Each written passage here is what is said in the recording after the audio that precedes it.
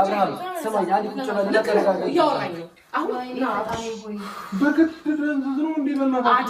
በቃ እኔ ምን አልኩኝ ደህና ነህ ሰላም ነህ ግን ከኔ ጋር ሁን ምን ችግር አለው የሶስት ቀን እሺ እዚህ ሁሉ በቃ አንተ እንደዚህ ስላስጨነቀው እናንተ ሌላ ሀሳብ ስላነሳቸው አይሆንም ሌላ ጊዜ ሆነ በቃ አንቺ ሌላ ጊዜ ማየነው እኮ ከኔ ጋር ይሁን ይሆነ ነገር ስልመሽ ሰማሽ አይ አሰለጋቂ ይልካ አሰማሽ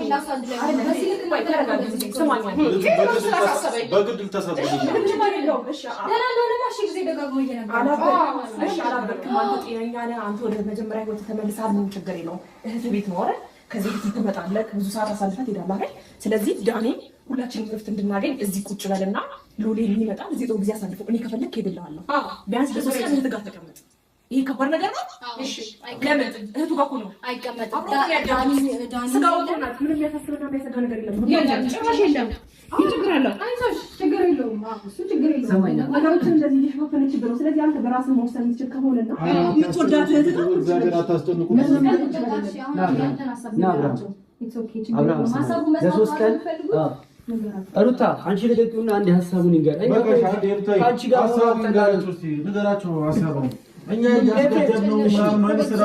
ሐሳቡን ይንገራችሁ ሰማኝ አንድ ነገር ልንገር እኛ ከሩታ ጋር በመሆኑ አይደለም ችግራችን እኔ ከሩታ ጋር የፈለገውን ይሁን ከልጅ ከትዳሩ ይመለስ ግን አንዴ ወደ ቀልቡ ይመለስ ወደ ማንነቱ ይመለስ ቀልቡ ይኸውና ወዴት ነው ቀልቡ ይመለሰው ከዚህ በላይ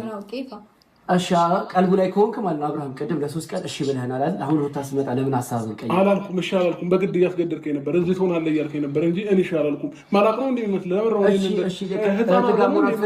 ጋር መሆን አትፈልግም ለሶስት ቀን አልባሪ ሚስት እያለኝ ለምንድን ነው እህቴ ጋር የምሆነው